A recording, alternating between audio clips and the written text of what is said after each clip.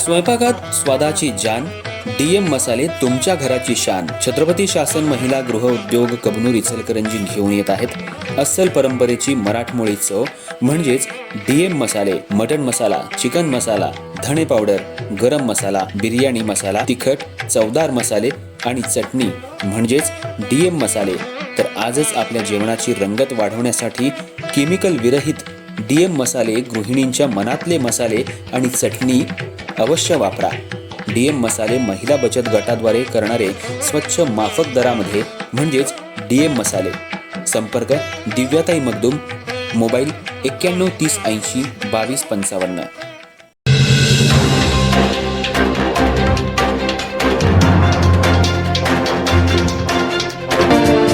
इचलकरंजी शहरातील मराठा मंडळ कार्यालय इथं श्रीराम नवमी निमित्त आयोजित करण्यात आलेलं विशाल हिंदू संमेलन उत्साहात आणि भक्तिमय वातावरणात संपन्न झालं.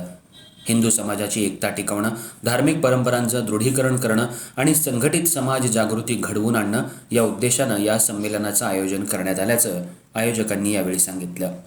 कार्यक्रमाची सुरुवात सायंकाळी वसंत कॉलनी परिसरातील श्रीराम मंदिरात प्रभू श्रीरामांच्या आरतीनं झाली. दरम्यान यावेळी बाल चिमुकल्यांनी केलेल्या प्रभू श्रीराम, लक्ष्मण आणि भारत मातेच्या वेशभूषेनं सर्वांचं लक्ष वेधून घेतलं. तर हलगीच्या आणि जय श्रीरामच्या घोषणेच्या गजरात परिसर दुमदुमून गेला. शोभायात्रेनंतर तांबेमाळ इथं मराठा मंडळ सांस्कृतिक हॉलमध्ये श्री तुळजाभवानी महिला भजनी मंडळाच्या वतीनं सुमधुर भजन संध्या सादर करण्यात आली. भजनांमुळे उपस्थितांमध्ये भक्तिभावाची एक लहर निर्माण झाली. प्रथम दीप प्रज्वलन करून कार्यक्रमाची सुरुवात करण्यात आली. यावेळी नाथ संस्थानचे अधिपती परमपूज्य योगी संतोष उर्फ बाळ महाराज यांनी उपस्थितांना हिंदू धर्माचं महत्त्व, परंपरा आणि संस्कृती याबाबत मार्गदर्शन केलं. त्यांनी समाजात एकता आणि सद्भाव टिकवण्याचं आवाहन केलं.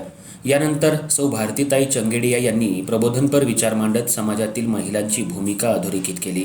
प्रमुख मार्गदर्शक म्हणून राष्ट्रीय स्वयंसेवक संघाचे कोल्हापूर विभाग संघचालक भगतरामजी दौलतराम छाबडा यांनी समाज संघटन आणि राष्ट्रनिर्मिती याविषयी प्रभावी मार्गदर्शन केलं.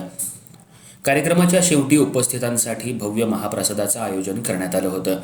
या संपूर्ण कार्यक्रमाचं सूत्रसंचालन सौरभ काभरा यांनी केलं, तर आभार प्रदर्शन नंदकुमार जांगीड यांनी केलं.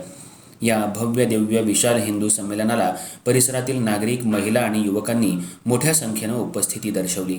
तसंच स्थानिक उद्योजक संजय खोत, रमेशचंद्र लाहोटी, युवराज बोने पाटील आणि अरुण बांगड यांचं मोलाचं सहकार्य लाभलं. एकूणच धार्मिक आणि सामाजिक एकात्मतेचा संदेश देणारं हे संमेलन उत्साहात पार पडलं.